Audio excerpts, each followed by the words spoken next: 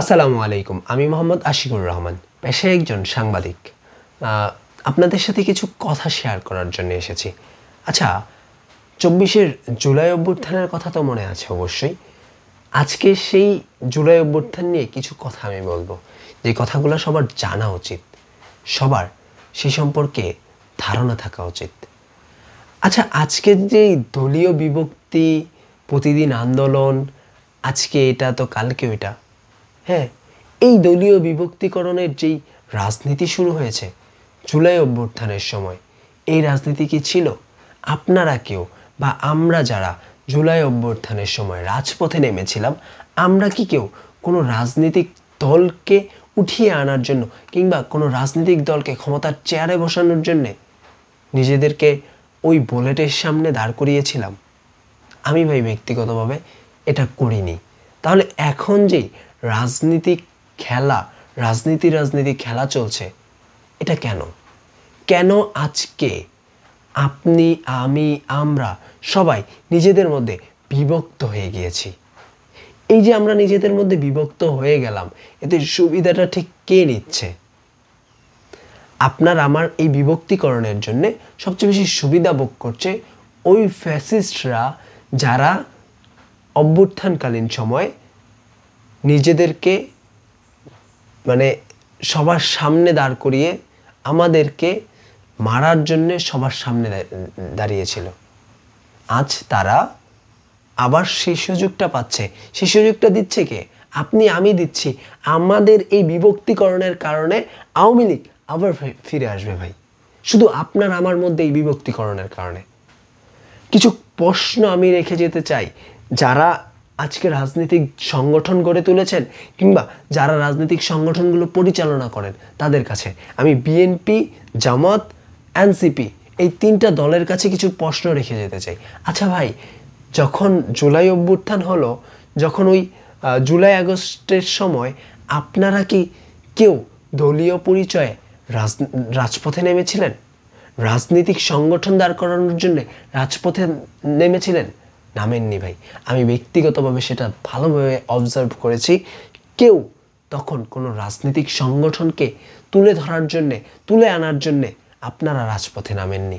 আমরা যেমন সাধারণ মানুষ হিসাবে নেমেছি, আপনারাও নিজেদের চোখের সামনে ওই রক্তগুলো দেখে আপনারা নেমে এসেছিলেন। সেটা আমি বিশ্বাস করি, ব্যক্তিগতভাবে বিশ্বাস করি। কিন্তু আজকে যখন আমি দেখি একজন আরেকজনের বিপক্ষে গিয়ে যা নয় তা কথা বলছেন, যা নয় তা ভাষা ইউজ করছেন, এটা ওই অভ্যুত্থানটাকে আপনারা অসম্মান করছেন। রাজনৈতিক দলগুলোর কথা বাদ দিয়ে যদি এই সরকারের কথায় আসি, অভ্যুত্থান পরবর্তী সরকারের হওয়া উচিত ছিল, এই অভ্যুত্থানকে সম্মান করা উচিত ছিল।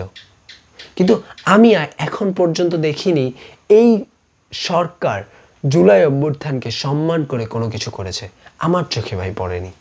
এখন পর্যন্ত জুলাই ঘোষণাপত্রটা পর্যন্ত আসেনি। লজ্জাজনক বিষয়। এখন পর্যন্ত এই সরকারের মূল দায়িত্বে যারা বসে আছে, সচিবালয় বলেন, মন্ত্রণালয়ের বিভিন্ন দায়িত্বে যারা বসে আছে, প্রত্যেকে আওয়ামী ফ্যাসিজমের দোসর ছিল, এমন মানুষের অভাব নেই।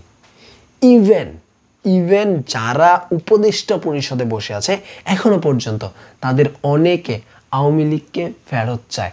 তাদের অনেকের রাজনৈতিক মতাদর্শে আওয়ামী লীগ কাজ করে। তাদের অনেকে আবার এনসিপিকে নিয়ে আসতে চায়, অনেকে বিএনপিকে নিয়ে আসতে চায়, আবার অনেকে জামাতকে নিয়ে আসতে চায়। এই যে দলীয় বিভক্তিকরণ উপদেষ্টা পরিষদে, এইসব বিভক্তিকরণের কারণে দেশের সংস্কার কিছুই হচ্ছে না। দেশের পরিস্থিতি দিনকে দিন খারাপ দিকে যাচ্ছে। আর এটা সুবিধাটা ভোগ করছে কারা? ফ্যাসিজম আওয়ামী লীগ, ফ্যাসিস্ট আওয়ামী লীগরা। এই যে নিজেদের মধ্যে দলীয় বিভক্তিকরণ আপনারা করে রেখেছেন, এটাতে আপনাদের কি বিন্দুমাত্র লাভ হচ্ছে? ক্ষমতার চেয়ার দখল করতে চাচ্ছেন আপনারা। আচ্ছা, নির্বাচন হলো, ক্ষমতার চেয়ার আপনারা যে কোনো একটা দল হচ্ছে দখল করলেন। শুধু ক্ষমতা দিয়ে দেশকে এগিয়ে নিয়ে যেতে পারবেন? ওই চেয়ারে বসেই কি শুধু আপনার দেশের প্রতি ভালোবাসা দেখাতে হবে? আপনি চেয়ারের বাইরে থেকে দেশের জন্য কাজ করুন না, সমস্যা কি তাতে? সমস্যা থাকার তো কথা না। আপনার যদি দেশের জন্যই কাজ করার কোনো ইচ্ছা থাকে তাহলে সেটা ওই চেয়ারে বসে কেন করতে হবে? আপনি চাইলে কি আজকে পারবেন না, এখন পারবেন না? অভ্যুত্থানকালীন সময় আমি রাজপথে ছিলাম। আপনারা 15-16 তারিখের পরের হিস্টোরি জানেন, গল্পগুলো আপনারা ওই সময় জানেন, 15-16 তারিখের গল্প জানেন। আর আমি এই অভ্যুত্থানে 13-14 তারিখ থেকে এই অভ্যুত্থানে নেমেছিলাম। সচিবালয় পর্যন্ত গিয়েছিলাম, ঢাকা ইউনিভার্সিটি থেকে সচিবালয় পর্যন্ত আমি গিয়েছিলাম স্মারকলিপি নিয়ে। তখন থেকে আমার আন্দোলনের যাত্রা শুরু। আমার সাথে আমার সঙ্গী হিসাবে আমার গ্রাম থেকে একমাত্র যেই ছেলেটা গিয়েছিল সেটা আমার ভাইস্তা আলমি। আমরা কেউ ভাই কোনো রাজনৈতিক সংগঠনকে দাঁড় করানোর জন্য তখন যাইনি, কোনো রাজনৈতিক সংগঠনে জড়ানোর জন্য তখন যাইনি। আজকে যারা এনসিপি গঠন করেছেন, আপনারা গণ অভ্যুত্থানে সবার সামনে দাঁড়িয়ে নেতৃত্ব দিয়েছিলেন। বৈষম্য বিরোধী ছাত্র আন্দোলন নামের যে সংগঠনটা ছিল, এই সংগঠনকে আপনারা নেতৃত্ব দিয়েছিলেন। সেখান থেকে আপনারা এনসিপিতে এসেছেন, আপনারা রাজনীতি করবেন, খুব ভালো দিক, রাজনীতিতে আসেন, তাতে আমার কোনো প্রশ্ন নেই, কোনো সমস্যা নেই। কিন্তু আমার প্রশ্নের জায়গা একটা, আপনাদের দলে যারা এখন নেতৃত্বের দায়িত্বে আছে, যারা এখন বিভিন্ন জেলা, উপজেলা, থানাতে নেতৃত্ব দিচ্ছে, তাদের কয়জন মানুষ অভ্যুত্থানে সামনের কাতারে ছিল আপনারা জানেনই না ভাই।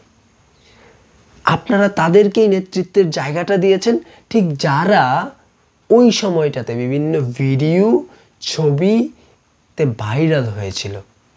আপনারা তাদেরকে দায়িত্ব দিয়ে সামনে নিয়ে এসেছেন। আজকে যে দলীয় বিভাজন, বিএনপি, জামাত, এনসিপি, আপনাদের 3টা সংগঠনের মধ্যে যে দলীয় বিভাজন, এই দলীয় বিভাজন সৃষ্টি করতে বাধ্য করছে আওয়ামী লীগ। তারা পুনরায় ফেরত আসার জন্য আপনাদেরকে ব্যবহার করে, আপনাদের এই বিভক্তিকরণ করে তারপর তারা পুনরায় ফেরত আসতে চাচ্ছে। আপনারা সেটা বুঝতেও পারছেন না।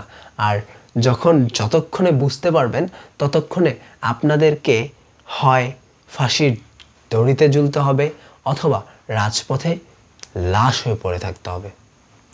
আপনাদের বিভক্তিকরণ যদি শেষ না হয় তাহলে আওয়ামী লীগ খুব বেশি দেরি নেই আবার ফেরত আসবে। আর সেই ফেরত আসার ফলে সবচেয়ে বেশি ক্ষতির মুখে যারা পড়বে, আপনারা এই 3টা সংগঠনই পড়বেন, এই 3টা সংগঠনের নেতৃত্বদাতা মানুষগুলোই পড়বেন। আমার খুব দুঃখ লাগে তখন যখন আমি এখন বিএনপির বড় বড় সিনিয়র নেতাদেরকে বাজে ভাষায় কথা বলতে দেখি, কথা বলতে শুনি, এই অভ্যুত্থানকে নিয়ে বাজে বাজে মন্তব্য করতে শুনি। অথচ 5 আগস্ট যখন এই অভ্যুত্থানে আমরা জয়লাভ করি, আপনারা এই চোখের জল ফেলে বলেছিলেন যে এই ছাত্র জনতার জন্য আপনারা আজ মুক্ত হতে পেরেছেন। আর আপনারা ওই ছাত্র জনতাকে আজকে লাথি দেন, আপনারা ওই ছাত্র জনতাকে প্রতি পদে পদে অপমান করেন। বিভক্তিকরণের রাজনীতি বাদ যদি দিতে না পারেন তাহলে নিজেদের ধ্বংস নিজেরা ডেকে আনবেন। এখন আপনাদের কাছে আমার একটাই জিনিস জানার আছে, আপনারা কি করবেন? আপনাদের কাছে 2টা পদ আছে, হয় নিজেরা একত্রিত হয়ে দেশের জন্য কাজ করুন, অথবা আপনাদের এই বিভক্তিকরণ আরও বাড়িয়ে দিন, আওয়ামী লীগকে ফেরত নিয়ে আসুন, নিজেদের গলায় ফাঁসির দড়ি ঝুলিয়ে মৃত্যুবরণ করুন। কি করবেন সেটা আপনাদের ইচ্ছা। আজকের মতো এই পর্যন্তই। ধন্যবাদ। আসসালামু আলাইকুম।